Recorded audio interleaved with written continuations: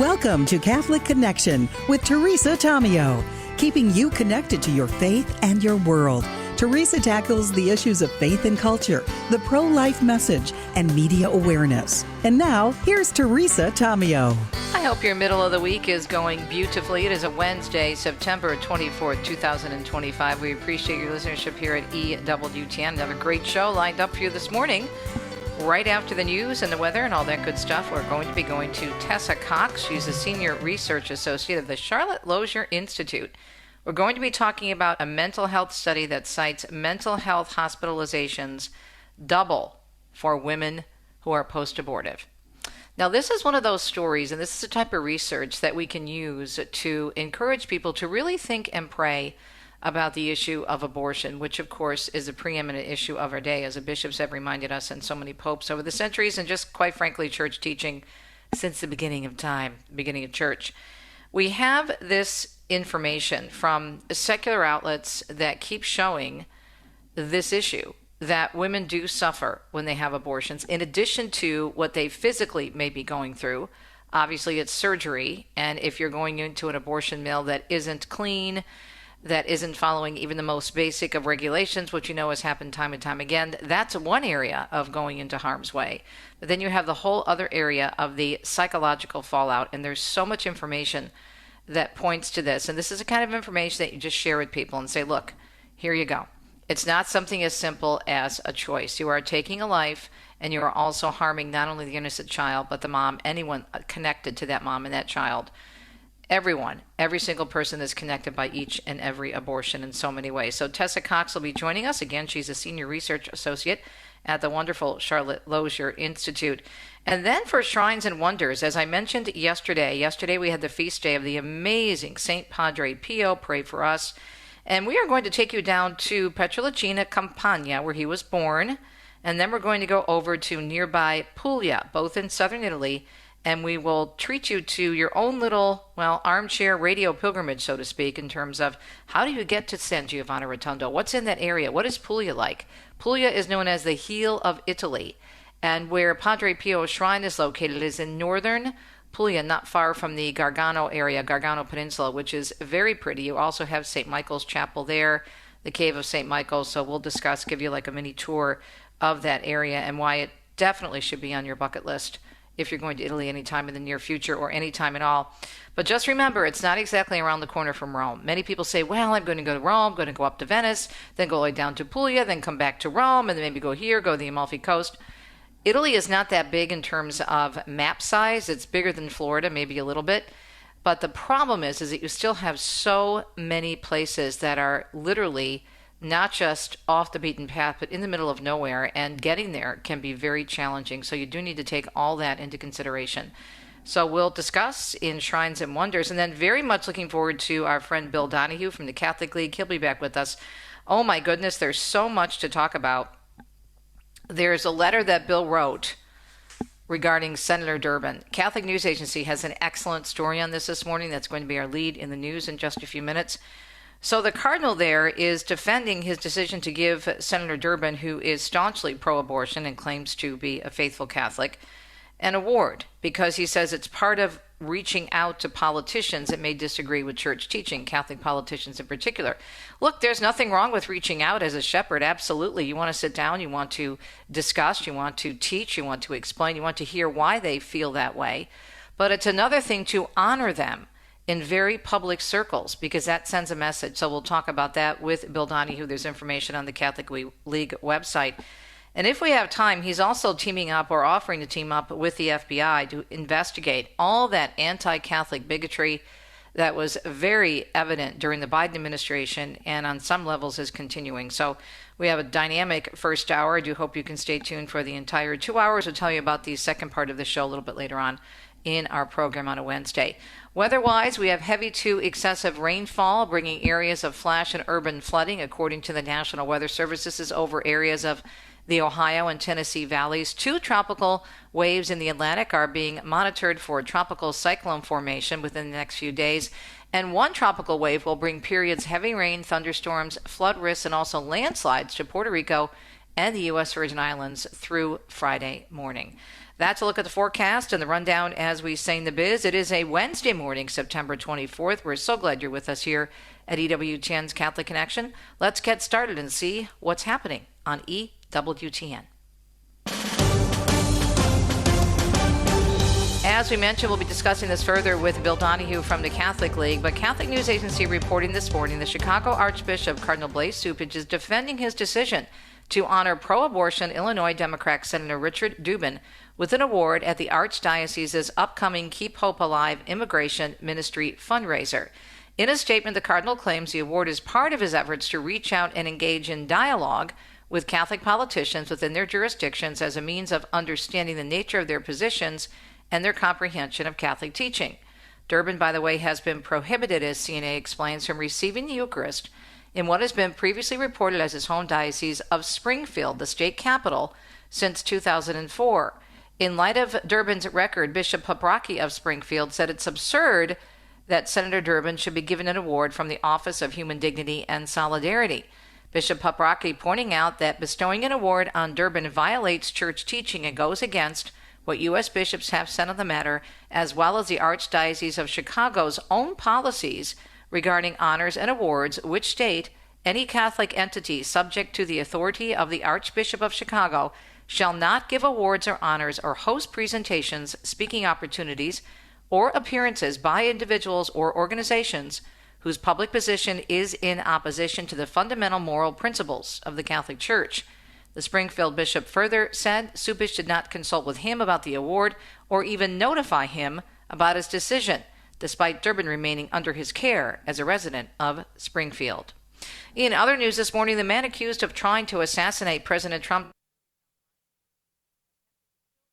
George Solos, has details after a jury found Ryan Ruth attempted to kill the president while he was playing golf at his Palm Beach golf course when running for re-election last year. Ryan Ruth was found guilty on all 5 counts by this jury. It happened after about almost 2.5 hours of deliberation. Ruth reportedly appeared to try to stab himself in the neck after the verdict was read in the courtroom. He was found guilty of attempted assassination, assaulting a federal officer, and felon in possession of a firearm. In a post on Truth Social, Trump said Ruth is an evil man that had an evil intention, and he thanked the Justice Department for its work.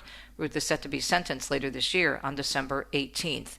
And the U.S. Secret Service says it has stopped a network with the potential to bring down phone communication in the New York City area with world leaders gathered in the city. Matt McCool from the Secret Service says authorities have dismantled a network of electronic devices used for threats and could have conducted a wide range of telecommunications attacks, including disabling cell phone towers. Following multiple telecommunications-related imminent threats directed towards senior U.S. government officials this spring, the U.S. Secret Service began a protective intelligence investigation to determine the extent and impact. Authorities saying also the devices were within 35 miles of where world leaders are gathered for the UN General Assembly in New York. Authorities selected hundreds of servers and 100,000 SIM cards from several locations. No arrests, though, have been made yet. President Trump says a guns of war shattering peace since he last addressed the UN. 6 years have passed since I last stood in this grand hall and addressed a world that was prosperous and at peace in my first term. He touted successes from the first 8 months of his second term while speaking to the General Assembly at the UN in New York. They included deals and economic successes that he says have once again proved the U.S. is the best country with which to do business. He also pointed to deals and 7 conflicts around the world that he helped calm down since returning to office. The president said he didn't receive any help from the UN in making those deals. The president, meanwhile, is calling on Hamas to release the remaining hostages being held in Gaza and for an end to the war with Israel. Matt Bradley tells us the president made the statement during his speech before the UN General Assembly yesterday, where several allies have said they'll recognize a Palestinian state. This has been seen and remarked upon as largely symbolic, and it certainly is. There isn't going to be necessarily any immediate effect on the ground in the Holy Land or on the situation, the humanitarian crisis in the Gaza Strip. Palestinian President Mahmoud Abbas addressing the assembly also remotely because he was denied a visa to enter the U.S. He praised countries that said they would recognize Palestinian statehood and condemned Hamas. The owners of Camp Mystic, as Tammy Trujillo tells us, say it will be reopening next summer. 27 young girls and counselors died at the summer camp in July during flooding in the Texas Hill Country. The New York Times reports the owners announced the decision in 2 emails sent hours apart on Monday. One email went to the families of the girls who died. The other went to a larger group of past campers. There are plans to build a memorial at the camp, but families of the victims are against it, saying they were never consulted and they don't approve of it. I'm Tammy Trujillo. ABC's Jimmy Kimmel Live was not accessible to all viewers even after the Walt Disney Company reversed course and moved to bring the show back last night following a brief suspension. Sinclair, a media company that operates the largest network of local TV stations, saying that although Kimmel's show is back on the network, it would be preempted on affiliated ABC stations and will air news programming instead. Beginning last night, Sinclair said it will be preempting the program on the ABC affiliate stations. And on Monday, shortly after Disney announced the show's return, and last night, Kimmel insisted he never intended to make light of Charlie Kirk's assassination in comments that led to his show's suspension, nor, he said, was it my intention to blame any specific group for the actions. It was a deeply disturbed individual. He said that was really the opposite of the point I was trying to make, but I understand that to some, it felt either ill-timed or unclear, or maybe both, and for those who think I did point a finger, I get why you're upset. If the situation is reversed, there's a good chance I would have felt the same way. Kimmel also closed his monologue by tearfully recounting Erica Kirk's speech at her husband's funeral, where she showed forgiveness to his assassin. Father, forgive them, for they not know what they do. That man, that young man, I forgive him. Kimmel said her example is an example we should all follow. His show was suspended by Disney last Wednesday after he said right-wing commentators were desperately trying to characterize Kirk's alleged assassin as someone who wasn't mega. Nexstar Media Group Incorporated also announced yesterday it will join Sinclair in continuing to preempt Kimmel's show. A Texas woman is under arrest for allegedly starting a fire outside of an El Paso church. This happened the night before they held a vigil for Charlie Kirk. Police would not say why Marinka Marquez drove 9 hours from the Dallas area to the border town or why she allegedly targeted the Bethel Bible Church. There are reports that a rainbow-colored paper plate was left at the scene that had markings mentioning the conservative activist. She is now facing arson charges with the intent to damage a house of worship. Court records say she posted bond and has since been released. And finally, in our news segment, at almost 13 minutes past the hour, Mark Mayfield tells us Gabriel has now been downgraded to a Category 3 hurricane as it spins northeast toward the Azores. As of Tuesday night, Gabrielle's winds were clocked at 125 miles per hour. Swells from the storm will continue to affect the U.S. East Coast from North Carolina to Atlantic Canada for the next few days. The National Hurricane Center is also watching a tropical wave east of the Leeward Islands that now has a 90% chance of development. Another disturbance in the Northeast Caribbean Sea has got a 70% chance of cyclone formation. I'm Mark Mayfield.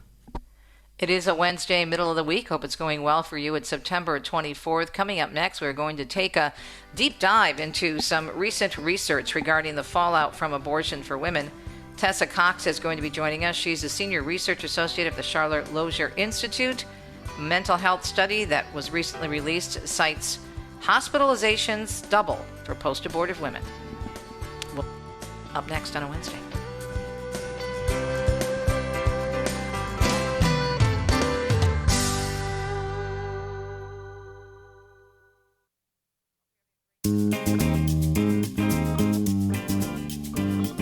Hope you're having a great Wednesday. 15 minutes past the hour, September 24, 2025. Don't forget, at the bottom of the hour, we'll take you back to Italy for Italy's Shrines and Wonders Wednesday segment based on my best-selling Catholic book published by, yes, EWTN, Italy's Shrines and Wonders. And we're going to take you to San Giovanni Rotondo and also the Gargano Peninsula for St. Michael's Cave. We'll give you a little armchair pilgrimage because yesterday was a feast day of one of our great saints and more recent saints, St. Pio of Pietrelcina. There you go. It's so important to be able to make decisions based on reality, not just on emotions or what you hear the media or someone in the culture saying. That's why I'm so grateful for the research of the Charlotte Lozier Institute. Tessa Cox is on with us this morning, and she's a senior research associate. Tessa, we were chatting during the break how important this information is. You put together a new fact sheet regarding mental health and women and their hospitalizations and how they double for women who are post-abortive. So tell us, first of all, overall, what did you find and what has been found over the years about this, about post-abortion and women struggling with various issues? Well, thank you so much for having me on. And it's just a really important topic for women to be fully informed when they are confronting the decision to have an abortion, and for women and men afterward to know that there are opportunities for healing, opportunities for forgiveness, and that they're not alone in feeling the way that they do. And so here at Charlotte Lozier Institute, we recently published an update to our fact sheet on abortion and mental health because it's a really complicated topic. It's been studied multiple ways. There are a lot of researchers who say that there's no connection between abortion and poor mental health. But when you look at all of the evidence, it becomes really clear that there is this association between women having abortions and then having poor mental health outcomes afterward.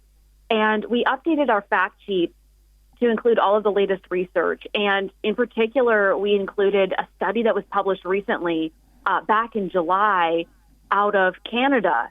And this was a really, really interesting and important study because Canada has more data than we do in the U.S. And they were able to look at over 1 million pregnancies. And even after accounting for different risk factors, these researchers found that women who had abortions had an 80% greater risk of a psychiatric Wait, stop right there. hospitalization. 80% greater risk. 80%. 80% greater risk, even after accounting for prior mental health and all of these other risk factors that could play into it.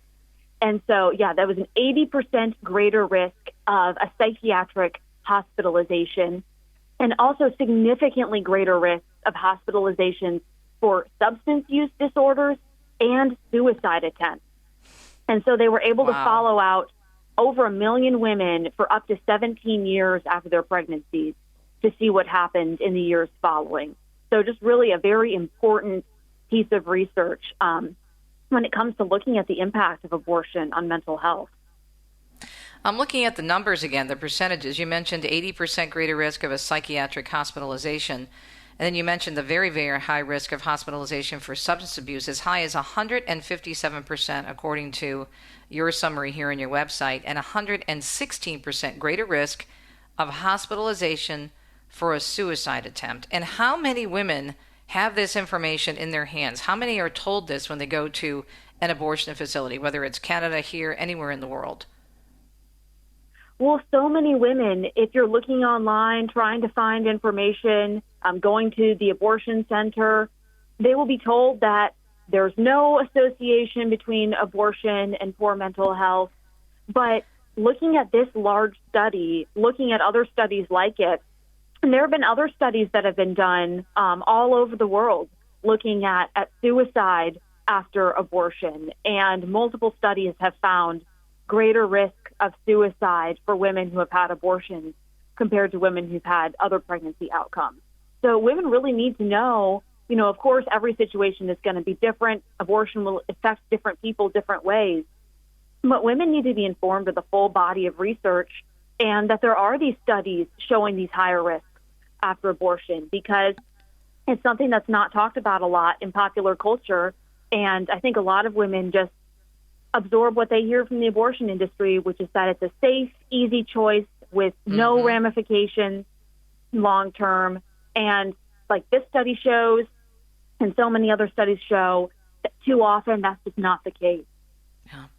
Speaking with Tessa Cox, Senior Research Associate at the Charlotte Lozier Institute, about new research showing how many problems women have connected with abortions versus going through with their pregnancy. And Tessa, what's so sad here, it doesn't make any sense, because just think about the common sense. For example, how many times do we hear politicians or someone who says that they're so-called pro-choice, which really means pro-abortion, say, well, it's probably going to be the hardest decision a woman ever has to make, but it's something she has to make. Well, if it's such a hard decision, how could there be no feelings afterwards or no consequences depending on what she does, right? That doesn't even make any sense if you make that statement. Connected with it should be that if it was a bad decision, you're going to feel the consequences of it. Well, yes, and I think that's how we've seen a shift in how it's been talked about in culture, too, because I think a lot of people understand innately that it is a hard decision. It's such a weighty decision. But then when women are going through the informed consent process, getting information online, it's not treated as a weighty decision. And, of course, we've seen this with the move to make abortion drugs available online through the mail. And women are able to get these abortion-inducing drugs just by quickly filling out an online form, clicking through the screening, do you have these risk factors? No, and then they'll mail her the drugs. And so there isn't that support. There isn't that even an opportunity for a conversation to really make sure that she understands and that she has all of the information that she needs. And so I think a lot of women are just sort of being rushed through and not given the support that they really do need. So how can we get this out there and share this with, even if someone is not in the stage of considering, God forbid, an abortion, but someone, if you have a discussion with them, it's such a hot button issue. I mean, this is the kind of information you can just share with them and say, look, I'm not going to take this from a religious perspective. We may disagree on that, but let's just look at biology. Let's just look at the natural impact of what so many women go through and the high percentages of issues that follow an abortion. Just give them the numbers, right? Exactly. Just make sure that the information is out there. Make sure people know what the research shows. And so we just published a fact sheet on our website, lozierinstitute.org, where we summarize all of the research, including these recent studies, try to explain the nuances and make it accessible. So that's a good tool for anyone who wants to read up on the topic, maybe share it with other people in their lives. And that's available on our website. And I think it's important for people to know, too, that if there is someone they know that is struggling with this, or maybe they themselves are struggling with this decision or the aftermath of the decision, to know that there is support out there. There are thousands of pregnancy centers across the country that are there, that exist to provide this real help, real support, real resources to help people who are confronting abortion. And so and then there's spiritual help, Project Rachel, Rachel's Vineyard, and of course we have a wonderful organization called the Silent No More Awareness Organization. They speak every year at the Supreme Court during the March for Life. I've interviewed many of their members over the years, and so there is help available. It's because many women who are going through this are struggling spiritually as well, because they deep down know what was wrong and that they did something wrong. And even after they go to confession, I've talked to many priests. I interviewed a priest a few weeks ago who told me that he had met with a woman who had an abortion 40 years ago and was still struggling with it. I interviewed a psychologist who was on one of our TV programs who said she had an abortion, I think 2 abortions, when she was a teenager. First when she was 16, another one a few years later, and she was just able in the last 10 years to really start dealing with it. That just gives you some indication of the fallout from this. Absolutely. And of course, all of this research is focused on women specifically who have had abortions. But we know that abortion also impacts men. It involves family members. It involves people who are working in the abortion industry. And there is healing available for all of that, for all of the different people who have been hurt by abortion. Let me send them to your website again, lozierinstitute.org. Tessa, thanks for your work. Keep it up. God bless. We'll be right back.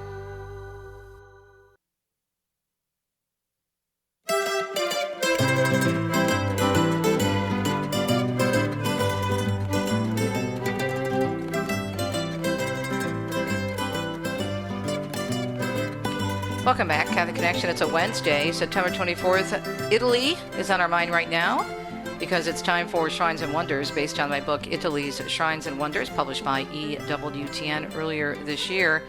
Now, speaking of Italy, Joan Lewis normally joins us on a Wednesday, but she's still on vacation, visiting family back in the US of A, so we're giving her some very well-earned and very well-deserved time off. She'll be back with us, God willing, next week. So I wanted to go down to San Giovanni Rotondo and also to St. Michael's Cave in Monte Sant'Angelo, which is actually on both along the Gargano Peninsula. So many people want to visit this area for obvious reasons. This is actually an approved apparition site, the Cave of St. Michael, where he did appear many centuries ago, and it's only about a half hour, 40 minutes from the shrines of St. Padre Pio, whose feast day we celebrated yesterday. The first thing that I want to say is that if you're thinking about it, and I do get this a lot with my clients at TravelItalyExpert.com when I'm doing their consultations about their trips and helping them plan an itinerary, is they want to go there and everywhere. And certainly this is an important site for Catholics. It's one of the top pilgrimage sites in Italy, but also in the world. I mean, people flock to this area of southern Italy because of obviously St. Michael and St. Padre Pio. But it's important when you're planning your Italy trip to make sure you give yourself plenty of time, because if you're coming from Rome is in the region of Lazio, which is more south of central Italy. We're located in central Italy in Umbria, which is right smack in the center of Italy. But then Lazio butts up against Umbria to the south. So you've got Rome, and then you're going to head down to San Giovanni Rotondo in the Puglia Peninsula, the region of Puglia, which is known as the heel of Italy. So getting there is a good, 4.5, 5 hours. So you have to think about the transportation and time things well, so you have time to go. I remember one time I was doing a consultation and a woman said, well, we're based in Rome and we're just going to hop on a bus and go down to San Giovanni Rotondo. And I said, so you're going to spend 10 hours on a bus? You're going to do this in one day? Because you'd have to get up at 3 o'clock in the morning, get there by 8 or 9 o'clock, spend maybe 2 or 3 hours, and then you're back on the bus for another 5. So you have to be practical, and you want to be able to spend time in these places for prayer and for meditation, for reflection, because they're so powerful. But you can do both the Cave of St. Michael in Monte Sant'Angelo and also San Giovanni Rotondo in the same day. You can do a half-day tour of both and maybe have an hour or two for pranzo in the middle. I would, though, at least spend one night in the area because it's so special. Both places are so beautiful. So let's go to the Cave of St. Michael first, which is very close to San Giovanni Rotondo in the same region as Puglia. It's just about 15 miles from Padre Pio's shrine. Now, 15 miles does not sound like a long way, but we are talking Italy, and Monte Sant'Angelo is a mountain. So the cave is on top of not just a hill, but a mountain. And when you drive up to the town to visit the Cave of St. Michael, the cave, getting there alone on top of the mountain takes you a good probably 10-15 minutes by car, okay? So even though it's a short drive, 15 miles, you have to be very careful going up that hill because it's a long drive and it's, how shall we say, very challenging. I wouldn't recommend driving it if you've never driven in Italy before, okay?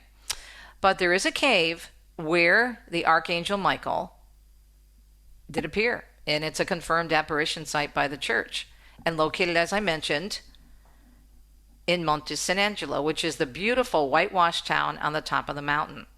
It's also known as the Grotto Church of St. Michael, and it's one of the holiest places in Italy and perhaps throughout the world. It's a very important, as I say in my book, Christian pilgrimage site, visited by countless saints and popes, including St. Bernard, St. Teresa of Calcutta, of course, St. Padre Pio, because he's so close to it, Pope St. John Paul II, Pope Benedict, even our current Pope, Pope Leo XIV, has been there.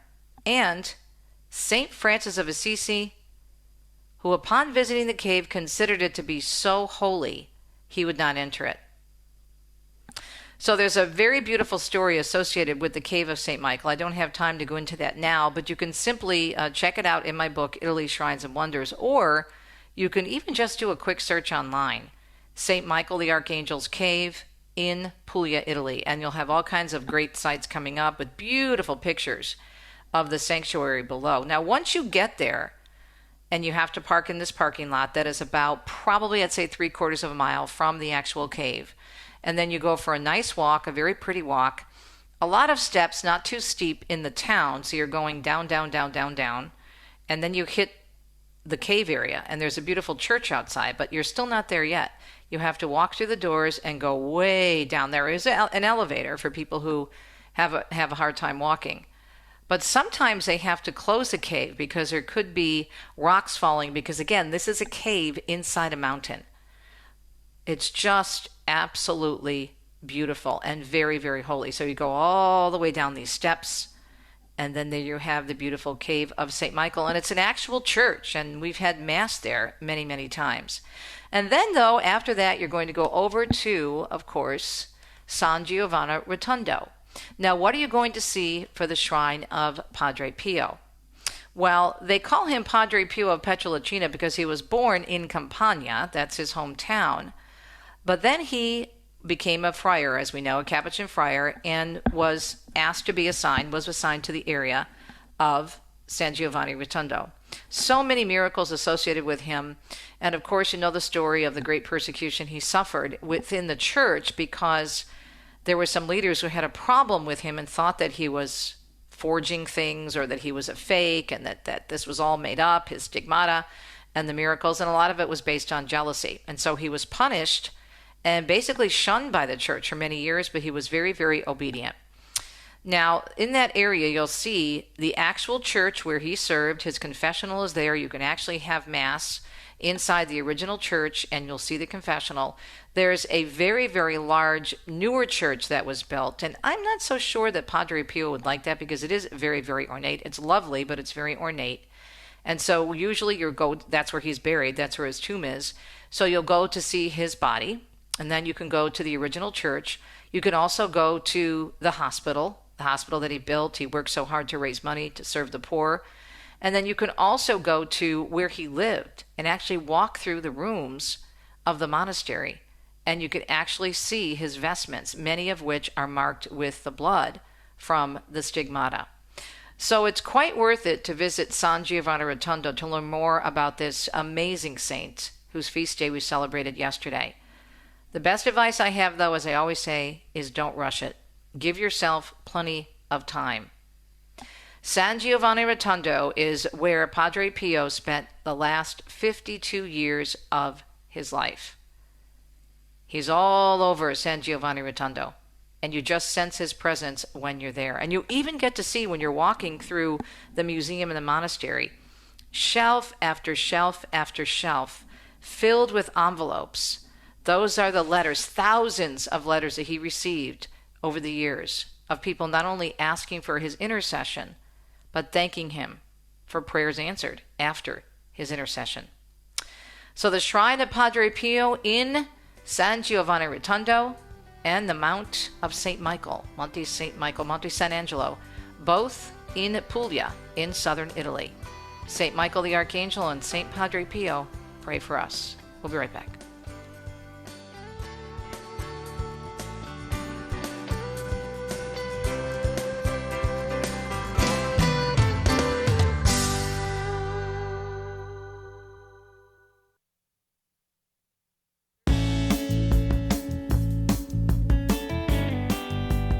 .38 minutes past the hour on a Wednesday. Joan Lewis will be back with us, God willing, next week. She's on vacation. And, of course, always great to have Bill Donahue with us from the Catholic League. Bill, as I said during the break, there's so much to discuss, so much going on. Catholic News Agency had a big story. I know you had a post on your website. I was doing some research on your website this morning.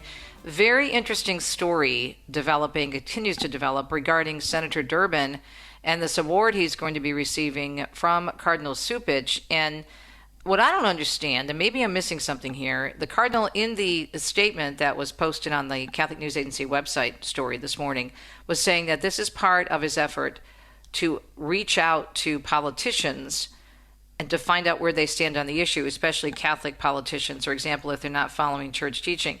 Okay, so if you want to reach out, fine, and discuss, but there's a big difference, am I right, between reaching out, having dialogue, finding out where someone is coming from, versus giving them a very prominent award in a very, very prominent place and time. Your thoughts on that? Thanks for joining us. Yeah, there are two very different things. It's John Paul II and every pope since has said that the local ordinary bishop should reach out and talk to those Catholics who are in defiance of church teachings, usually about matters sexual, and try to counsel them. Now, Corleone's tried to do that with Pelosi. He got absolutely nowhere. She won't.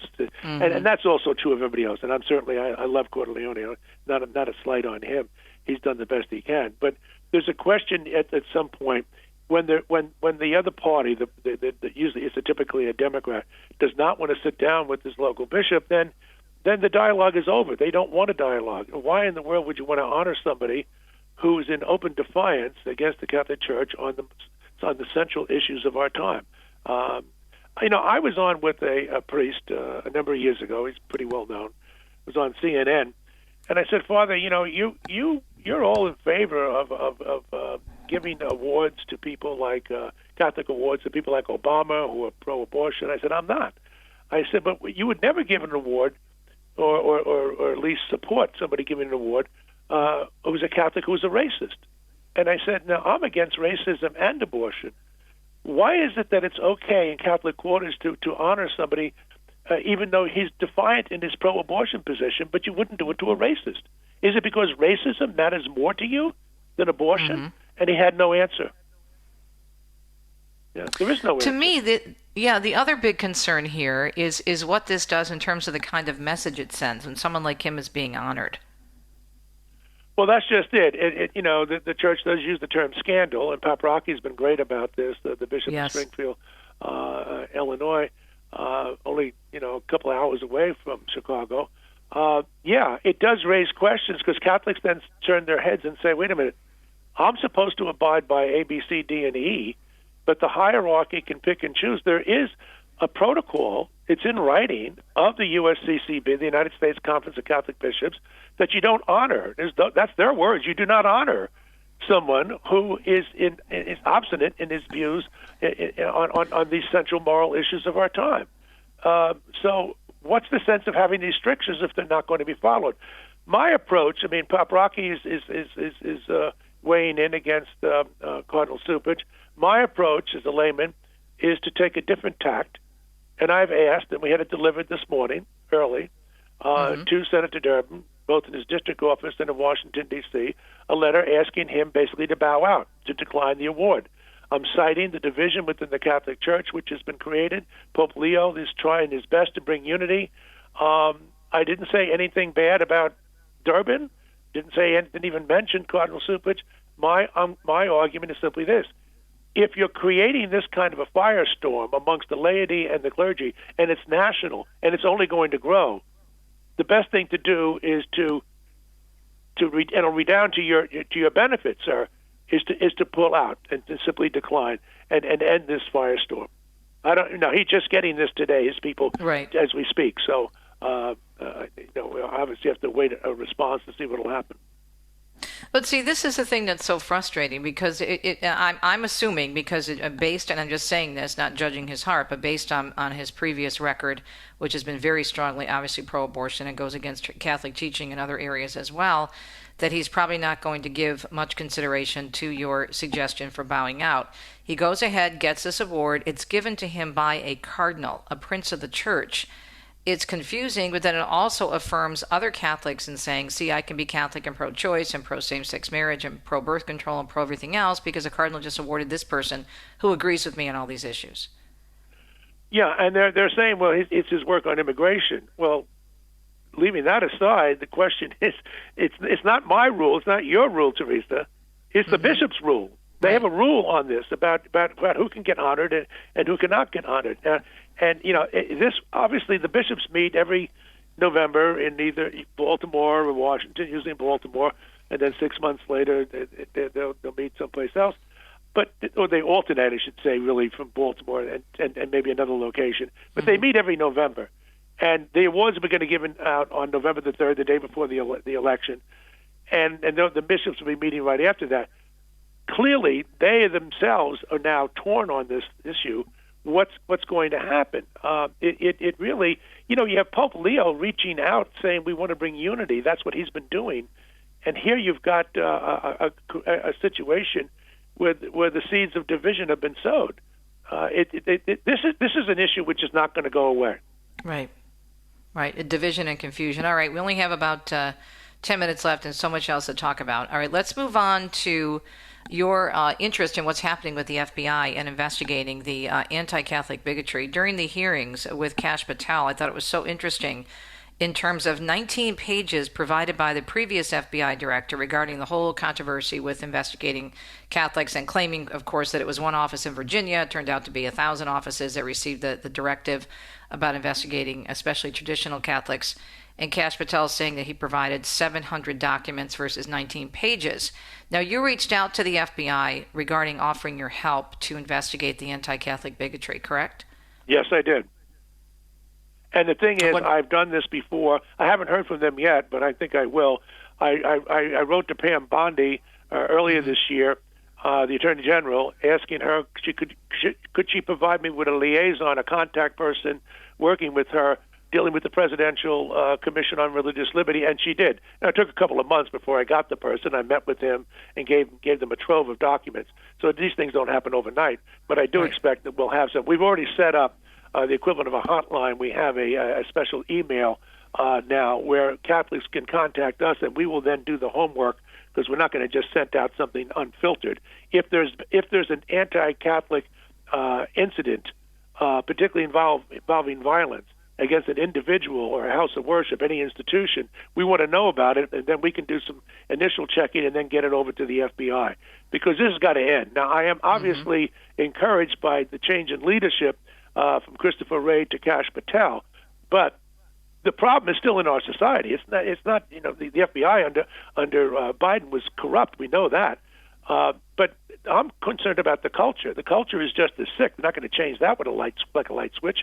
And the anti-Christian. I mean, I'm glad that Trump mentioned yesterday that the most persecuted people in the entire world are Christians. That happens to be true, and you know, we have it in this country as well as in places like Nigeria and in Europe, and it's sad to say. So, yeah, we're going to work as best we can with the Trump administration on these issues that directly affect Catholics. My concern, though, and you and I talked about this, and we were in the midst of this under the Biden administration, with everything that happened in terms of the family, where the DEA and the ATF showed up at the man's house and arrested him, and the Dawn was breaking at the time. His kids were in their pajamas. He was in his pajamas. I mean, all these dramatic things that they did to Catholics, traditional Catholics. This one man in particular, just for our audience's sake, had protected his son from a protester outside an abortion facility, and they dragged him through the mud. Eventually, he was exonerated. But the whole situation was so out of control, and it's a story that got little coverage. And even the evidence that was brought out in the hearing just recently, Bill, I mean, just looking at the number of documents, 700 documents from Kash Patel on the anti-Catholic bigotry at the FBI, 19 pages from Christopher Wray. I mean, there's got to be a huge amount of activity that was going on under the previous administration. This is not the first time that Wray has lied. With Jim Jordan, we work very closely with him. He's done magnificent work. He's been lying about this all along. And he tried to say it was one field office. There were several field offices. Now we have the thing. I've written letters to Merrick Garland, the former Attorney General, and now they find out in this batch of emails released by the FBI, they've got my letters in there. We just got a hold of it yesterday. So at least, I don't care if they're watching us. That's fine. We're very public about what we do anyhow. We're very transparent, unlike the FBI. But yeah, this corruption is just incredible. Mm-hmm. All right, last but not least, we have about 3 minutes left. Your thoughts, 2 weeks today, a young man, Charlie Kirk, 31 years old, speaking in Utah at a college campus, opening up for debate as he always did, is assassinated. His gunman is behind bars awaiting trial. Your thoughts and reflections this morning, 2 weeks after that? Well, I think that the reaction in this country has been mostly positive, and I'm very happy that our side has been energized. His wife, Erica, has handled herself emblematically. She's magnificent. Mm-hmm. This is galvanizing people. And like she said, we don't respond by burning down police stations and rioting and the like that. That's what the other side does. She's asking for forgiveness. That's what Christians do. But we also have to be energized to make sure that we stand up for what we believe in. And I do think that this is a moment. Charlie's looking down at us at heaven, and he's got to be smiling, because there are more Americans now, and not just simply Christians, who are really feeling that they've got to take a stand and stand up against the madness in our society, whether it's transgenderism, which is a serious mental illness, or it's attacking, like Jane's Revenge, pro-life crisis pregnancy centers and the like. This has got to end. And we have a friendly voice in Washington But this, like I say, this is deep into our culture, and it's going to take quite a while before we can purge it. So what do you think we as Catholics, lay Catholics, can do? Because I really believe for such a time as this, as it says in the book of Esther, this is a moment right now. Well, we can do is work more closely with your representatives to make sure that they have a conduit themselves, a liaison with the right people in the Trump administration. We got to get the information to them, and I do think that clearly we've seen this happening all over the country. If people don't turn out to vote, then, and we saw it happen here in New York. Very few people voted in the primary in June, and they wound up with a man who's essentially a communist, Donahue, who stands to win at this point. Well, if people aren't going to be participatory, and they are called to be by the bishops, then they're just handing this over to the other side. This is a time when we have to have activism, and it obviously has to be nonviolent. Well, we managed to cover almost every topic I had hoped for, so thank you. It's because you're so concise and so eloquent. Appreciate it, my friend, and look forward to having you on again sooner than later. Our friend Bill Donahue from the Catholic League. Give us a website again, Bill. Yes, www.catholicleague.org. One word, catholicleague.org. All right, my dear. Great to catch up with you. Thank you so much. Bill Thank Donahue you so from the much. Catholic League. Keep up the great work. You too, my friend, and you have a great week. Bill Donahue. Okay. And check out the website, because the letter he mentioned that he wrote to Senator Durbin is there, as well as a number of excellent summaries from Bill on the various issues which we just discussed. So it's just such a great website, lots of information. And also it gives you a ton of info on how to do exactly what Bill was telling us to do this morning, how to get involved and make a difference. When we come back, we'll tell you who's up next hour. I think you'll enjoy it. There's a brand new book from our friend Anthony DeStefano, and it's all about All Hallows Eve. He's going to be joining us, and we're going to be talking about looking at this book as a way to really witness about the roots of Halloween, but also comparing it to what's going on in our culture, the obsession with the evil and the demonic, and how a book like this can make, again, a big difference. Stay tuned. We'll be right back.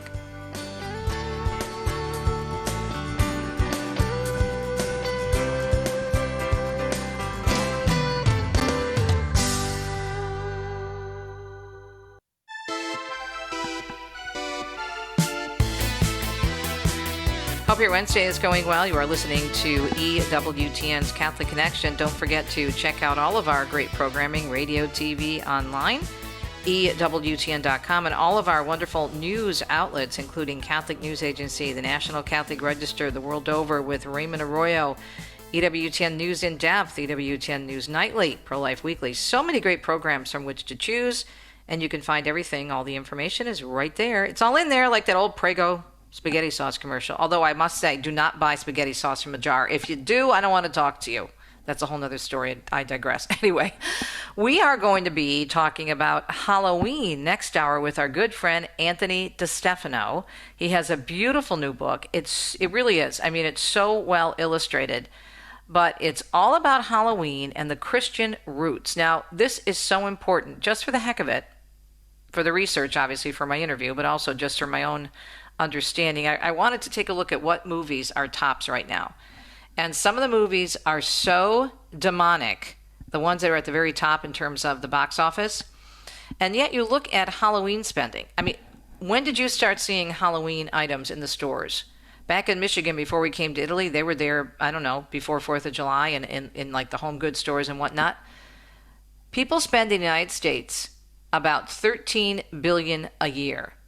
This year, that's what they're expecting, according to the National Retail Federation. Okay? It's an annual consumer survey, up from $11.6 billion. And I don't think a lot of it is going to be cutesy stuff. Unfortunately, a lot of demonic imagery is purchased within that $13.1 billion. Candy, of course, yes, but some not so nice items that people put outside their homes. We'll discuss all of this and the Christian roots of Halloween with our friend Anthony DeStefano up next.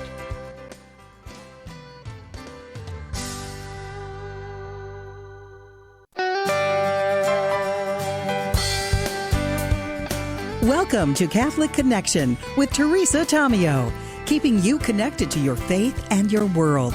Teresa tackles the issues of faith and culture, the pro-life message, and media awareness. And now, here's Teresa Tomeo. And it's a Wednesday, September 24th. Hope you're having a great Wednesday. You are listening to the second hour of Catholic Connection, and this is on EWTN Radio Extra. We're so glad you can tune in to both hours today and every day, Monday through Friday. Very excited to have my good friend, best-selling Catholic author and well-known speaker, Anthony DeStefano, pro-life leader. He does such a great job with so many beautiful Christian books, children's books, including his latest, All Hallows Eve. I love this book, and when my grandnieces saw this, because they love Halloween, they love dressing up, and what kid doesn't love Halloween, they grabbed it from me. And their Nona on their mother's side of the family, Annette, is a retired educator, and she was all excited because she wants to get them to read as much as possible, and she also teaches catechism, and she was so excited to have a book from a Catholic Christian perspective regarding Halloween. So what we're going to do this morning is we're going to spend, after the news and the weather, the rest of the program talking about the book and talking about the importance of understanding the roots of Halloween. It doesn't mean that you can't enjoy Halloween with your family, hand out candy, but we need to understand this because it's important in terms of what's happening in the world and how they've taken over, the culture has taken over to make it so evil and so demonic.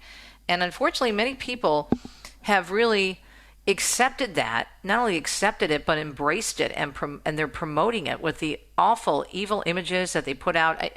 I don't do any of that. I decorate with, leaves and pumpkins and cute little scarecrows. I don't do witches. I don't do goblins. I don't do anything on the dark side because I think we need to be constantly portraying light and beauty. And so this book is so unique, and we're going to be talking with Anthony for the entire program after the weather and the news. So Anthony DeStefano is coming up. And just think about when you, as I said in the first hour, if you were listening, when you first saw the Halloween decorations in the stores this year.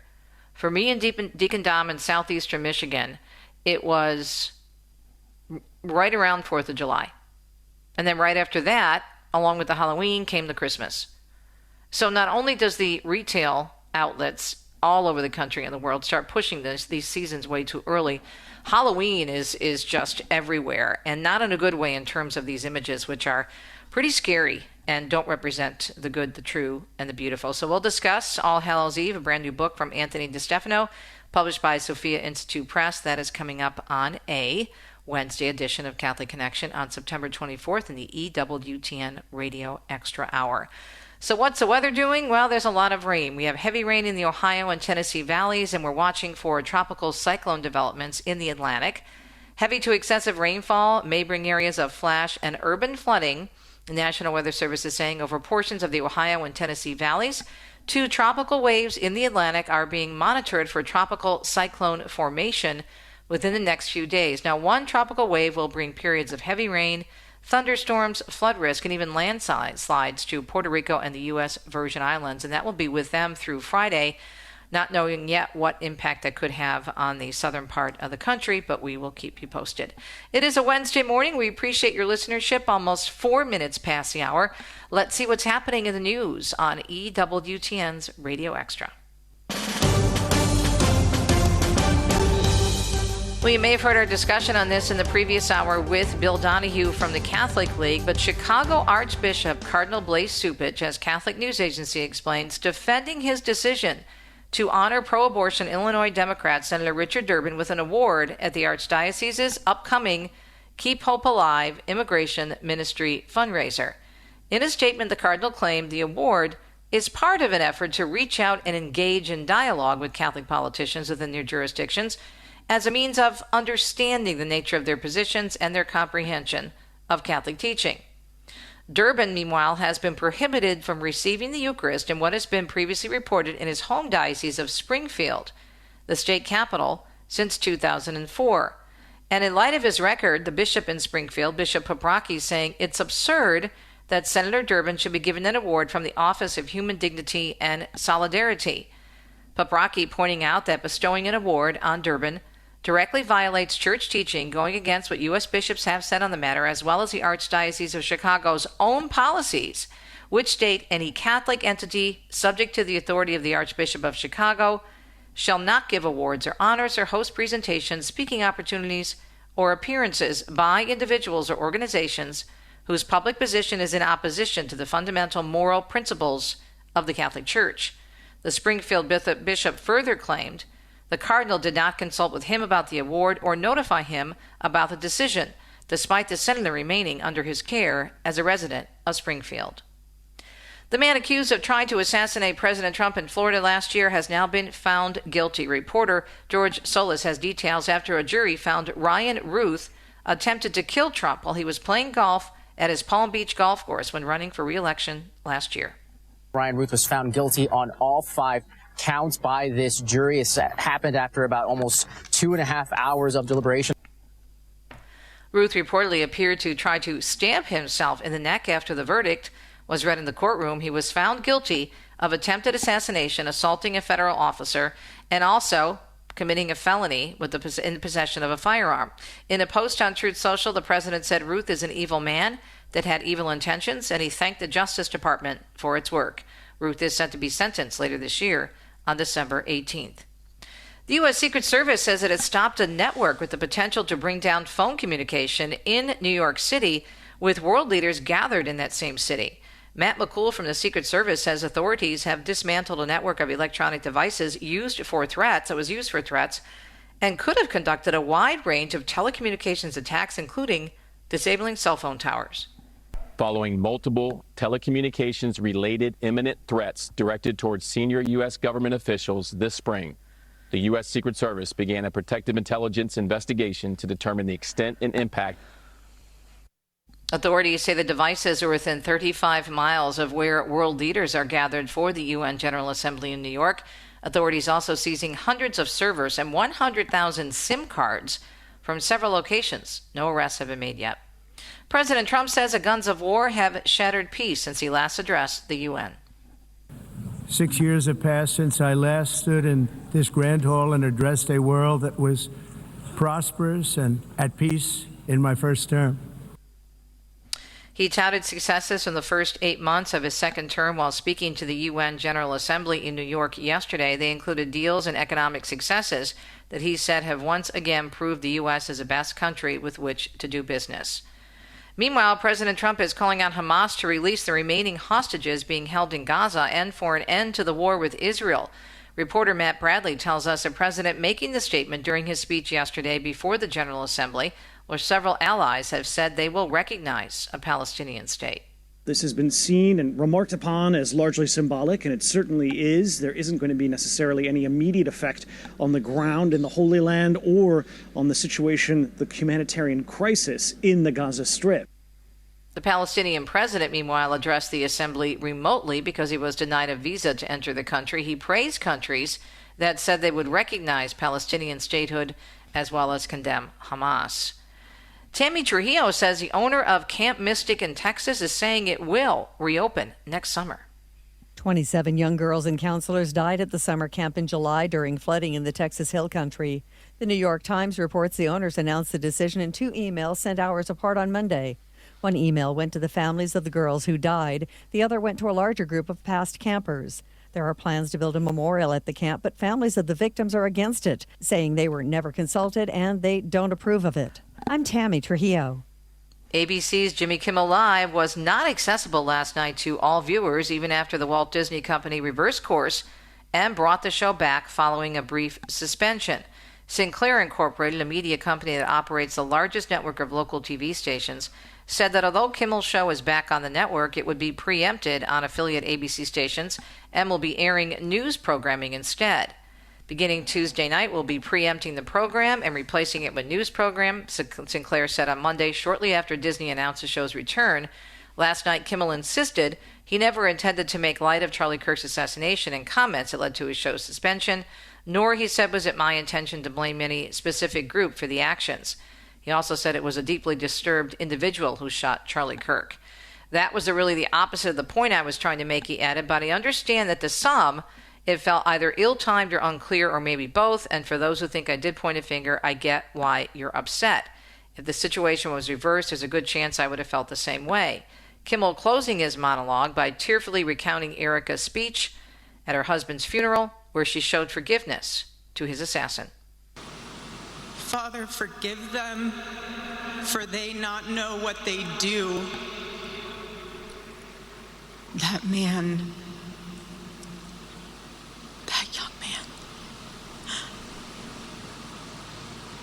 forgive him. Kimmel did not apologize, but did say her example is an example of who we should follow. The show was suspended by Disney last Wednesday after he said right-wing commentators were desperately trying to characterize Kirk, alleged assassin as someone who wasn't MAGA. A Texas woman is under arrest for allegedly starting a fire outside of an El Paso church. This happened the night before they held a vigil there for Charlie Kirk. Police would not say why Marinka Marquez drove 9 hours from the suburbs of Dallas to the border town, or why she allegedly targeted the Bethel Bible Church. There are reports that a rainbow-colored paper plate was left at the scene that had markings mentioning the conservative activist. She's now facing arson with the intent to damage a house of worship. Court records say she posted bond and has been released. Republicans are pressing several social media platforms about their handling of extremist content. House Homeland Security Chair Andrew Garabino and Congressman Auguste Filger, who serves as head of the Subcommittee of Counterterrorism and Intelligence, issuing letters to top executives at a number of different companies, including Reddit and Twitch. They requested information about how they monitor and flag information for law enforcement. Garabino and Pfluger is issuing the letter following the assassination of conservative activist Kirk, and wrote that the incident serves as a sobering reminder of the escalating threats facing our nation from violent extremists. Lawmakers, meanwhile, are also seeking information and about efforts by platforms to increase visibility into potential threats. And Mark Mayfield tells us Gabrielle has now been downgraded to a Category 3 hurricane as it spins northeast toward the Azores. As of Tuesday night, Gabrielle's winds were clocked at 125 miles per hour. Swells from the storm will continue to affect the U.S. East Coast from North Carolina to Atlantic Canada for the next few days. The National Hurricane Center is also watching a tropical wave east of the Leeward Islands that now has a 90% chance of development. Another disturbance in the Northeast Caribbean Sea has got a 70% chance of cyclone formation. I'm Mark Mayfield. It is a Wednesday morning edition of Catholic Connection. It's September 24, 2025, the second hour of our program on EWTN's Radio Extra. For all of our shows and our great news outlets, please go to our main website, EWTN.com, for all the details. Did you know, here's a little fact for you, Halloween spending is expected to reach a record, not one, not two, not three, not four, not five, not six, but $13.1 billion this year. Yes, you heard correctly, 13.1 B as in boy billion this year. That's according to the National Retail Federation's annual consumer survey conducted recently. The figure is up, by the way, from $11.5 billion last year and exceeds the previous $12.2 billion record that was set 2 years ago in 2023. We're going to take a look at Halloween, but a different look. A Catholic perspective, because that's what we do here with our friend Anthony DeStefano. A brand new book, just in time for the season, All Hallows Eve. I think you're going to enjoy it. It'll be very informative, uplifting, enlightening, and a great way to celebrate Halloween versus what's out there in the culture. Stay tuned.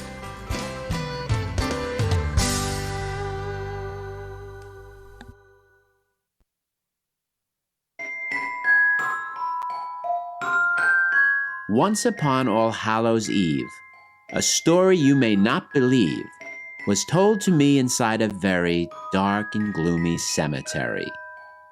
My name is Shy, and I was 10, but I can still remember when my friends and I went there that night to have ourselves a little fright.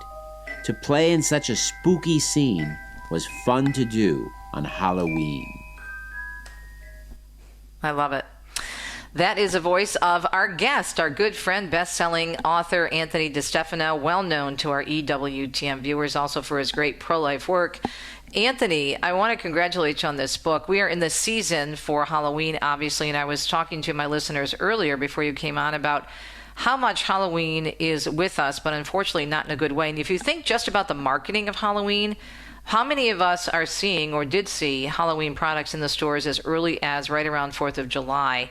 And it just continues all the way through, obviously, Halloween, especially the month of October. This year, Anthony, here's a number for you. Halloween spending is expected to reach a record $13.1 billion. That's why I'm so grateful for your book. And I'm hoping part of that $13 billion will be people buying a gazillion books of yours. But this book, All Hallows Eve, I think is so important. Why did you decide to write it? And thanks for joining us.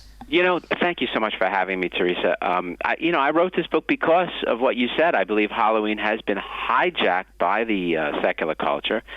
Today, Halloween, it's become almost exclusively about costumes and candy and ghosts and goblins, and in many cases, an unhealthy fascination with evil. But Halloween, as you know, actually comes from the great Catholic feast of All Hallows Eve, which is the vigil of All Saints' Day. For centuries, Christians have seen this as a holy time to remember the saints in heaven and to pray for the souls in purgatory. And unfortunately, many people have either forgotten or abandoned this truth. Some believers even think Halloween is anti-Christian, and that's simply not the case. So by writing this story, I wanted to try to reclaim Halloween for what it truly is, a deeply spiritual holiday which should be centered on prayer, penance, the remembrance of the dead. And I wanted to give children and their parents an engaging way to celebrate Halloween in line with their faith without losing the fun and the mystery and even the scary excitement that kids naturally love about the season, because that's not necessarily a bad thing to be, being scared is not always a bad thing. Well, what does our faith teach about practicing or having, taking part in different events? I mean, I know at our parish what my pastor does, which I think is great, is he has a tailgate for the families, and they open up the church parking lot, which is huge. We have a very large parish in the Archdiocese of Detroit, and we make it an opportunity, make it an evening. We have, bobbing for apples, and they have contests, and they have different games inside the gym.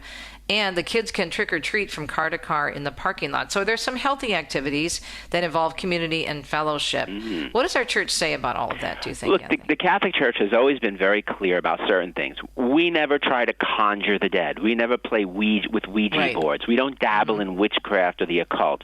We don't go to fortune tellers. We don't involve ourselves seriously in astrology, which claims that our fate is controlled by the stars. Those things are spiritually dangerous because they open the door possibly to the demonic, and they deny the truth about free will. The Catechism of the Church, as you know, condemns those practices outright. But at the same time, and this is where Catholics, differ with some of our Protestant brothers and sisters, we don't always check our brains at the door. We recognize that not everything with a kind of a superstitious feel is meant to be taken seriously. Everybody knows that a fortune cookie is just a lighthearted joke. Nobody thinks a cookie controls their destiny. So the Church teaches us to use our discernment. We don't invite evil, but we don't overreact to harmless playfulness either. And that's why when it comes to Halloween, the Catholic Church doesn't insist that children can't go trick-or-treating, or even we don't insist that the children have to dress up like saints. That's a good practice. But dressing up as superheroes is great. Even dressing up as a skeleton or a mummy or a ghost can be okay, because those costumes can connect us with the reality of death, and death is at the very heart of Halloween and All Hallows Tide celebration. So what matters, Teresa, is the intention behind the practice. If it's playful and innocent, if it opens ourselves up to the teaching of the Church, it can be part of a tradition. If it crosses the line into glorifying evil or trying to manipulate the spiritual world, then we avoid it. So it's really about balance, rejecting what's truly harmful while not being afraid of having a little fun. Why do you think it's gone so far, to what you mentioned earlier, the demonic and the evil? I was doing some research for our interview and noticing that many of the top films at the box office this fall are all basically demonic based. There's even a movie about a football player, and even the football player, it's supposed to be about an injury he had and how he's still trying to be a successful player, but it just dives into, if you watch the trailer is horrible in itself. Who would want to sit there for 2 hours and just be spooked? You have other movies like that as well. And then even many of the adult costumes. Now, the kids' costumes, and I'll bring that up in another segment today, but the kids' costumes are pretty innocent. A lot of people want to dress up. The kids want to dress up as Disney characters and whatnot, or superheroes, as you said.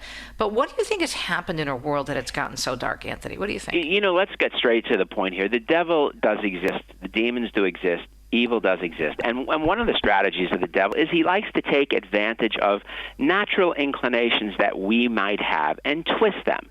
He takes natural sexual desires, and he always tries to twist them into something, twisted and sinful and deviant and decadent.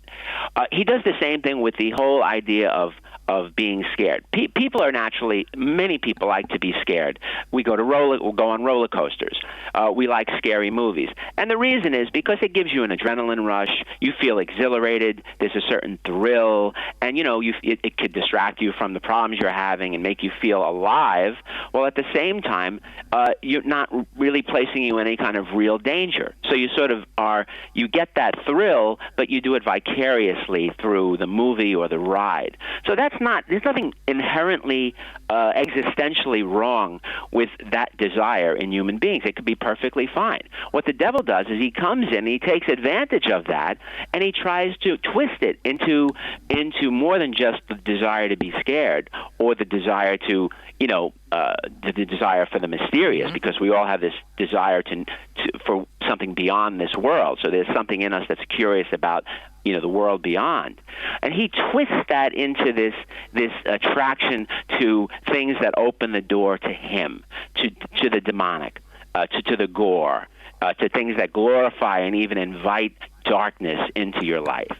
And that's where parents and we have to step in and make sure that we don't let the devil take advantage of something that's natural and sometimes even healthy in us and twist it, and so that it becomes about glorifying darkness. This holiday's got to be about shining the light of Christ on the reality of death, and it's about the triumph of eternal life. That's what makes it powerful when we understand this holiday correctly. Halloween can be an occasion not for an obsessive and unhealthy fear of death or love of demons, but for confidence in God's love and His justice and His mercy. Talking with our good friend and EWTN regular, best-selling Catholic author and best-selling author in general, Anthony DeStefano. His beautiful new book, All Hallows Eve, for children, but I think adults can also learn a lot as well. Anthony, it's a beautiful book. Who was your illustrator? It's really well illustrated yet again. The illustrator is a man named Erwin Madrid. He's incredibly talented. He has a long list of accomplishments. He's worked for DreamWorks Animation on films like Shrek and Madagascar, so he's been in the big time, this guy, and he's illustrated some best-selling books, including two that I've done myself. One of them was a travel guide to heaven for kids, and one was a book called The Seed Who Was Afraid to Be Planted. And I wanted Erwin to illustrate All Hallows Eve because he has a rare gift for balancing realism and fantasy, and his artwork captures both the spooky atmosphere that kids love about Halloween, and yet the reverent beauty for Catholic teaching. And he paints darkness and light and colors and shadows in a way that can feel that you make children feel the gravity of the subject matter and yet the joy of the gospel message. And I think he's managed to bring these characters and the cemetery and all the supernatural scenes of hell and heaven and purgatory. He's managed to give them a richness and a depth as well as a lightheartedness that match the tone of the story.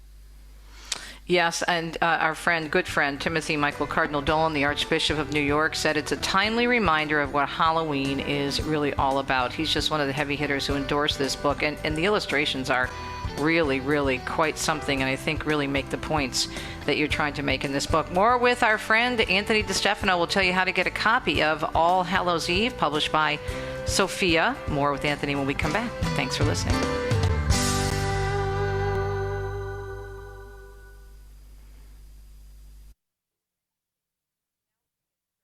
We found the oldest tomb we could, and in its shadow there we stood, telling tales of ghouls and ghosts and all the things that scared us most.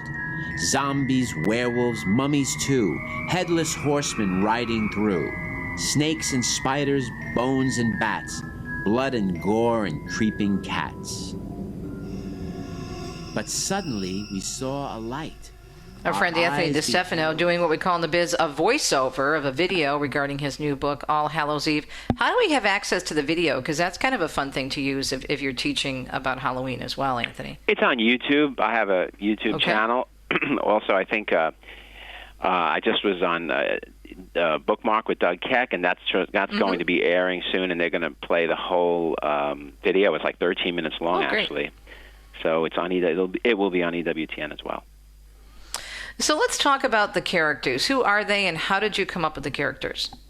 Sure. Well, the book is dedicated to my sister-in-law, my wife's sister, who has been encouraging me for years to write a scary story. She's a very committed Catholic, but she also is one of these people who likes scary rides and scary movies, and so she's always asked me to write something. So my antenna has been up for so many years.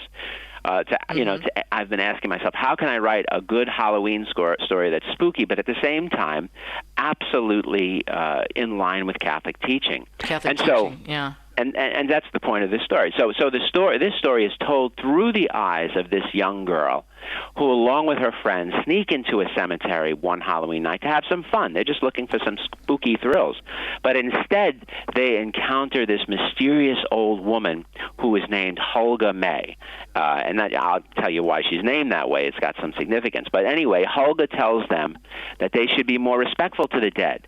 And she also tells them a story about a naughty little girl who grew up to be a very selfish woman, but a woman who repented before she died. And through this tale that this old mysterious woman tells these children, they learn about the reality of purgatory, about the need to pray for the dead, about the true meaning of Halloween. So this children's book tries to blend suspense and surprise and even a little scariness with a strong spiritual message.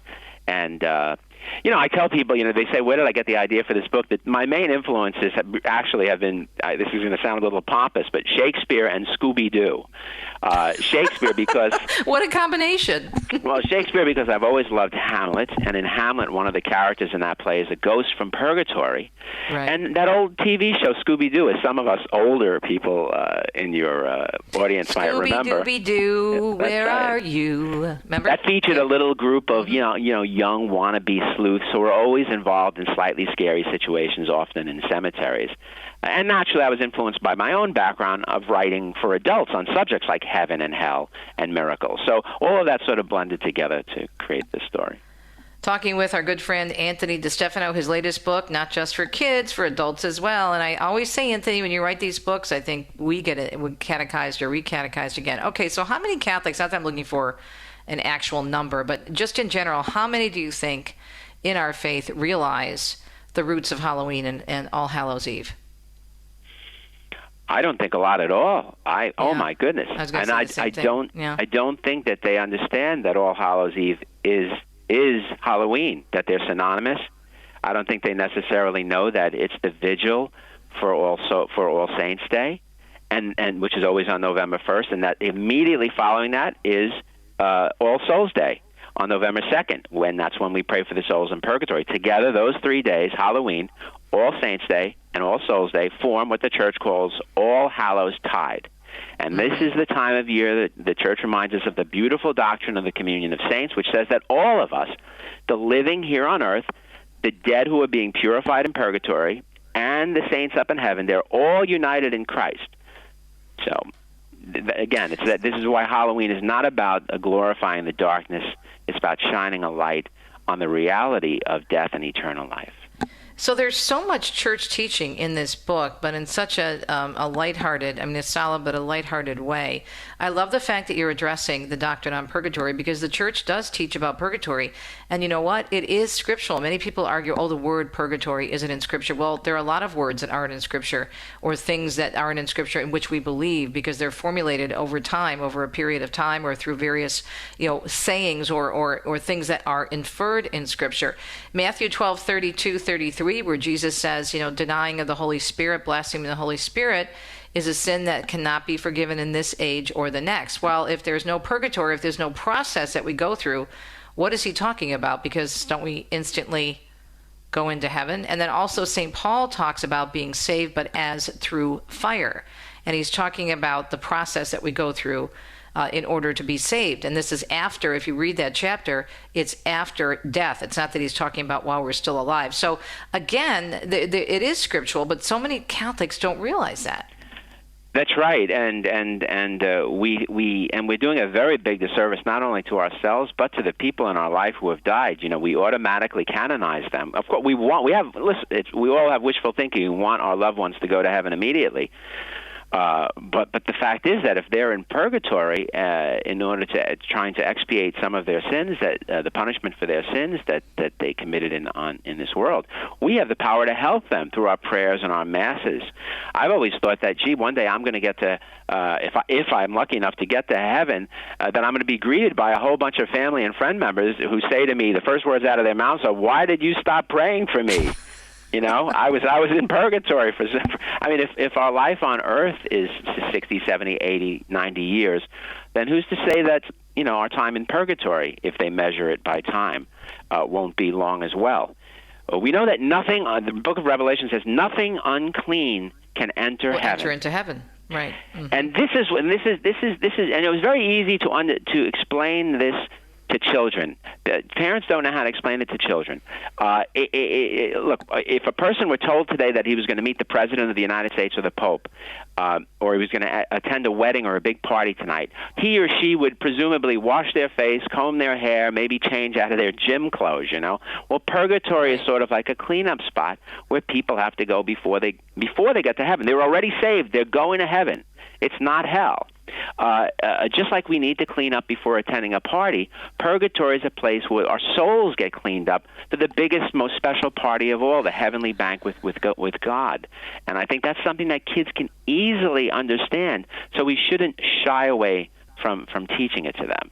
Because they have even as little children, they have the power to help our loved ones who are in purgatory. And that's a great power and privilege and responsibility that they have. Talking with our friend Anthony DeStefano, his latest book for children and adults, and it's a great time of year, of course, to grab it because we're in that season. 'Tis the season, and the book is called All Hallows Eve, and it's beautifully illustrated, and it's, of course, from Sophia Institute Press. How do we get the book? I think, Amazon, you can get it from Amazon, but they're always running out of my books. So you can get it, if you want to be safe, you can get it directly from Sophia Institute Press. You can get it from the EWTN catalog and, Barnes & Noble, wherever books are sold. I always tell people, Teresa, to patronize their local Catholic and Christian bookstores because those stores, they need help, too. Yeah. It's a great book, and when we come back, I want to talk about when you sit down and write a book, to whom are you writing? I know they're children's books, but I know you have adults in mind, which I think is super important. And again, the book is All Hallows Eve. Grab a copy of it, grab a number of copies, get it for your kids, bring it to school. And again, we can come back and talk about also how this is a great catechetical tool for your children's group, your children's Bible study, or maybe even for adults. We'll be right back. More with Anthony DeStefano. Actually, one more segment. My goodness, it's going by so fast. We'll be right back.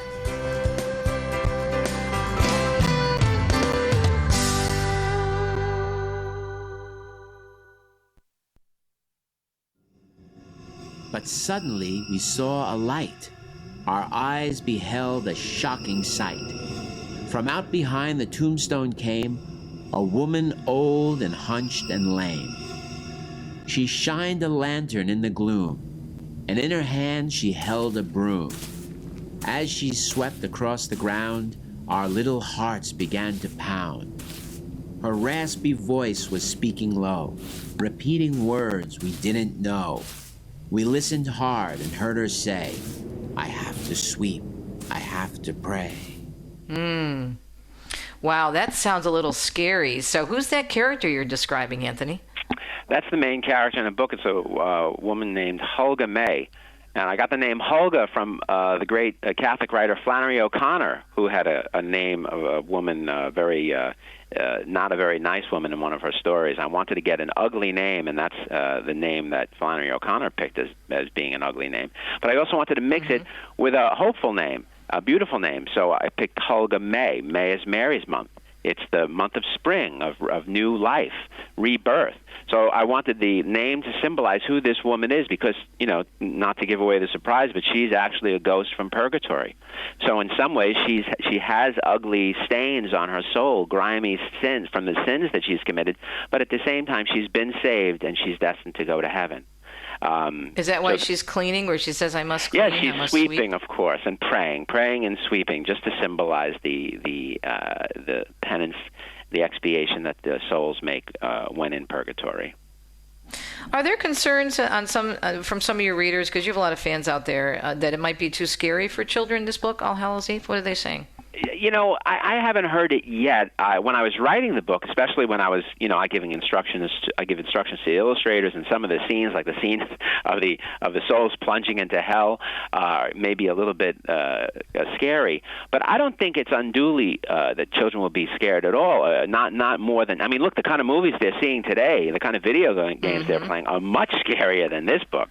My story has some eerie moments. It's set in a cemetery on Halloween night, but it's not terrifying. It's just more of a thrilling ghost story with a happy ending. And as I said before, children and adults, they love to be thrilled. It's part of making our imaginations thrive and grow, to get that feeling of exhilaration, but in a safe, controlled way. But in my book, you get the added benefit of learning that good is stronger than evil, and that's why fairy tales have endured for so many centuries. The fairy tales always have dragons and scary things in it, but they teach moral lessons. And G.K. Chesterton, he said the purpose of having dragons and fairy tales isn't to gratuitously frighten children; it's to show them that it's possible to slay dragons if you're virtuous.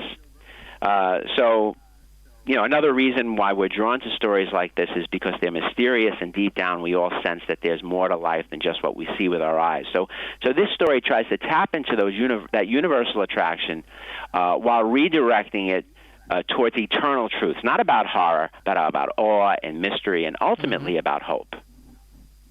There's several reasons given in the press release when the book came out in terms of why we should read this book. Number one, it's educational and engaging. I would agree with that. But what do you say about that, educational and engaging? I think so. And this goes to a point you made before the break about writing these books for children and adults. I always am aware that adults are reading these books to the children in their lives. Most times, the kids, unless they're a little bit older or very, very precocious, they don't necessarily read it themselves. It's the mothers and the fathers, the aunts and the uncles, the grandparents, the older siblings that read these books to the kids. And sometimes, if a book is good, the child wants to hear it read to them over and over and over again, sometimes 20 times. So I've got this huge captive audience of adults here, and I might as well I want to entertain them too, and I want to teach them something. I want to remind them of truths that maybe they have forgotten or never learned. And so, yes, I want these books to be educational, but not in a didactic, expository, teaching kind of way. First and foremost, they're entertaining. But yes, do they impart truths about our faith? I hope so. Of course they do. And then also important values and lessons. We've reviewed that already, but it does encourage young people to reflect on power of prayer. And we mentioned purgatory, of course, the reality and purpose of purgatory, because still so many people have gotten away from that. I don't know why they think purgatory doesn't exist, or would they think the Catholic Church doesn't teach that anymore. That never changed. Never changed ever. Purgatory exists. People go there. Nothing unclean can enter heaven. Look, if you die, let's say right now, some tragedy befell me. I was hit by a bus or something like that. Maybe I'm in a state of grace. I went to confession recently. I'm in a state of grace. God has forgiven my sins. I don't have any mortal sins on my soul. But guess what? I have attachment to various sins. Hey, I'm Italian. I have attachment to sins, and nothing unclean can enter heaven. I've got to have no attachment to sin. I've got to have no punishment due, temporal punishment due. So that has to be burned away. In some, we don't know how. In fact, I'm writing a book about purgatory for adults. I'll be writing that this year. Good. Because I think people need to know about that. But I think Halloween is just and All Hallow and All Souls Day, tremendous time. The Church gives us a time when we can all get together, pray for the dead, and get them out of purgatory, because we have the power with our prayers to help them expiate the sins, the punishment due to those sins. So imagine how many souls, they're waiting for All Souls Day, the souls in purgatory, so that there could be more prayers for them and masses for them so that they could get to heaven. It's a great day of celebration for them because many of them get to go to heaven. And that's what I want children to get out of this book. The takeaway is pray for the dead. You have the power, even as a little child, to get someone into heaven. That's amazing. I know I don't want to get off topic, but it is in line with our topic of purgatory. You've been to Rome many, many times. Have you been to the Purgatory Church in Rome? Which church is that? It's Church of the Sacred Heart. It's right off the Tiber. It's not too far from the Vatican, but it's literally right on the Tiber when you're going from the Vatican. Let's say you're walking away from the Vatican, going down the Via della Conciliazione to the Tiber River. It's on the left-hand side if you're looking down Via della Conciliazione toward the Tiber. It's not far. It's not far from the Supreme Court building. I know you know where that is. But in there is a little, who told me about it was, Susan, I can't think of her last name. The Purgatory lady. Susan Satoni. She told me about it because she's written about it so often in so many books. They have a little museum in there, Anthony, and I've been there. Deacon Dom and I went a couple of years ago. It's very small. It's in the back of the church, but they have these items that were supposedly touched by people in purgatory that have burn marks on them. Yes, I heard about that, even like fingerprint type marks. Yes, I've heard about that. I've never been there. Maybe I'll go there if I can to research this book. There's also a chapel, the Capuchin Chapel on the Via Veneto, called the Bones Chapel. Have you ever been there? Yes. No, I haven't been to that one. I've been to the Purgatory Church, but not the other one, yeah. Yes, so they've unearthed all these bodies and put them on display, these skeletons. You see, the ironic thing, Teresa, is people out there are attracted to scary things.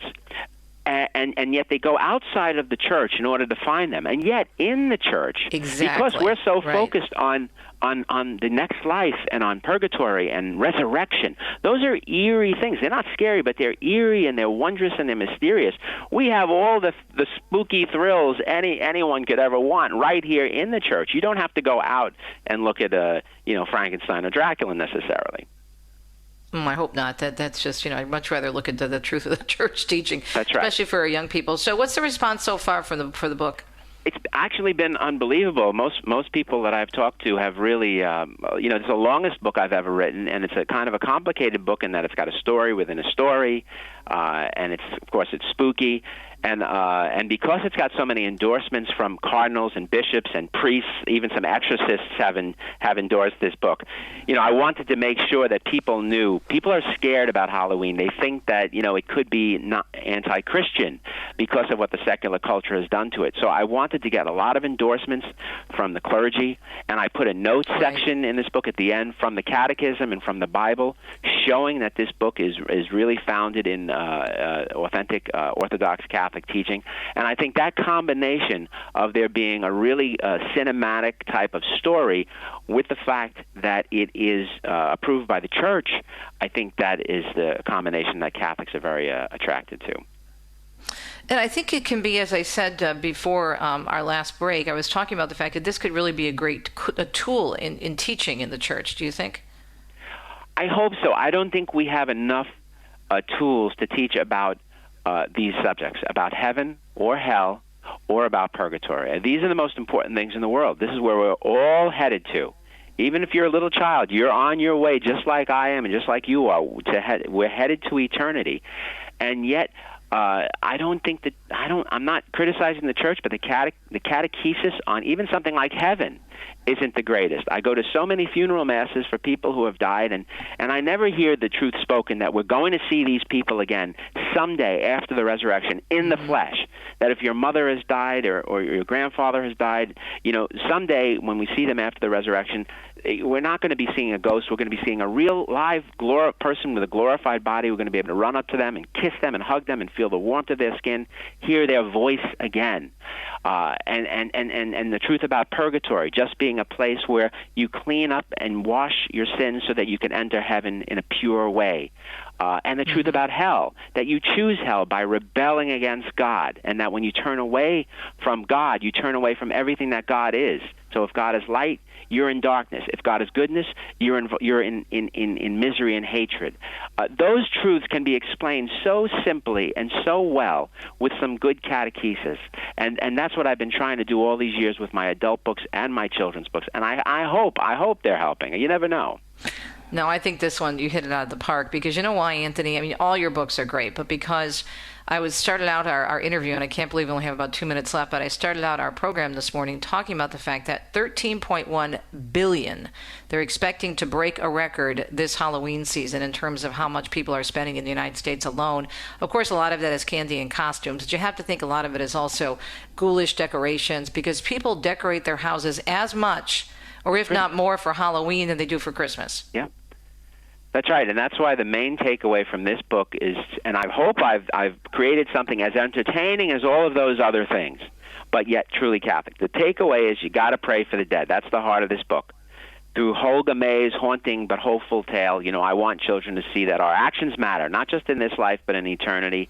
And I want them to know that they have the power, even as little kids, to help souls in purgatory through their prayers. Mm-hmm. That's an incredible privilege and an incredible responsibility. And if children finish this book with a deeper sense and reverence for the dead, and with a habit of saying even one prayer for the dead on All Souls Day, then I've accomplished my goal.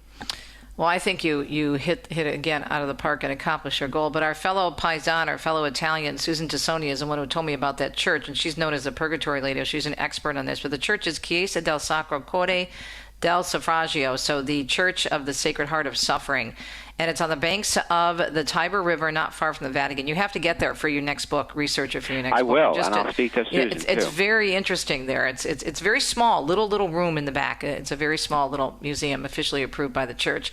Anthony, thank you so much. The new book is All Hallows Eve. What a great gift right now for this time of year, and what a great tool to have in your hands when you're talking with your children, your grandchildren, or in my case, my grandnieces. I have to tell you that when I brought the book, you sent me the book a couple of months ago, and before we left for Italy, I brought it over to the girls. They literally grabbed it out of my hand. They love your books. They have all your books. They love your books. Thank you, Teresa. You're too kind. And they're tough critics, let me tell you. I know. Fellow little feisty Italians, tough critics.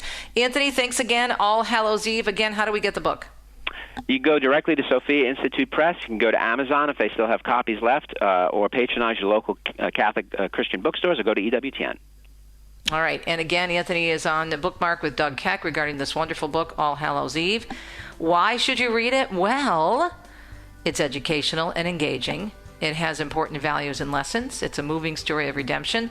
And it has a unique twist, which we won't tell you about. You have to buy and read the book. We'll be right back. All Hallows Eve by our friend Anthony DeStefano. Stay tuned.